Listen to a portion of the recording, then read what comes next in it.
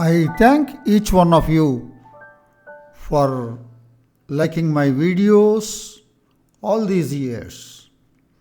Please like my videos and share them with your friends and colleagues. Please subscribe my channel if you have not already subscribed. Thank you.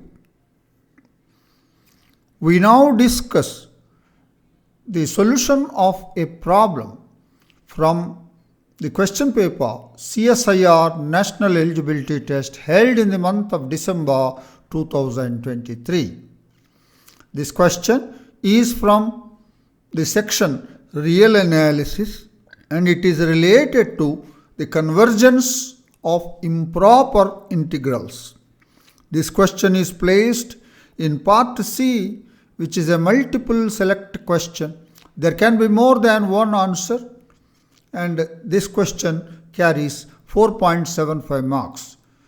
And the question ID is 704066. This question is suitable for all these examinations.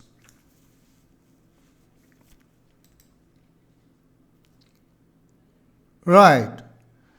The given question is, for a real lambda, consider the improper integrals I lambda, I suffix lambda is equal to integral 0 to 1 dx by 1 minus x whole to the power of lambda and k lambda is equal to integral 1 to infinity dx by x to the power of lambda. Which of the following statements are true? We are given 4 options. Option 1, there exists a lambda such that I lambda converges but k lambda does not converge. Option 2, there exists a lambda such that k lambda converges but I lambda does not converge. Option 3, there exists a lambda such that I lambda and k lambda converge. Option 3, there exists a lambda such that neither I lambda nor k lambda converge. Right. So it is basically the convergence and divergence of improper integrals. Let's now recall 2 tests of convergence of improper integrals. Recall the improper integral b to a dx by x minus b to the power of p and integral b to a dx by a minus x to the power of p are convergent if and only if p less than 1. So if you look at I lambda, so this b takes the value 0 and a takes the value 1 and lambda takes p. That means p takes the value lambda. Right. We also recall another test, the improper integral a to infinity dx by x to the power of p, where a greater than 0 is convergent if and only if p greater than 1.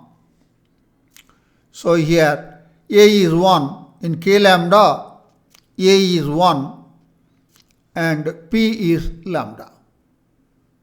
Right. So let's now discuss the solution of this problem in detail. Given lambda is a real number and we are given 2 improper integrals I lambda and k lambda. We recall the improper integral b to a dx by a minus x to the power of p is convergent if and only if p less than 1. Take the value of b is equal to 0 in I lambda and a is 1 and P is lambda. Right. Now, I lambda is this one. And I lambda is integral 0 to 1 dx by 1 minus x to the power of lambda is convergent if and only if lambda less than 1. Recall the improper integral a to infinity dx by x to the power of p, where a greater than 0 is convergent if and only if p greater than 1. Now, k lambda, if you see, a takes the value 1 and p takes the value lambda, then k lambda is integral 1 to infinity dx by x to the power of lambda is convergent if and only if lambda greater than 1. We call option 1. There exists a lambda such that I lambda converges but k lambda does not converge.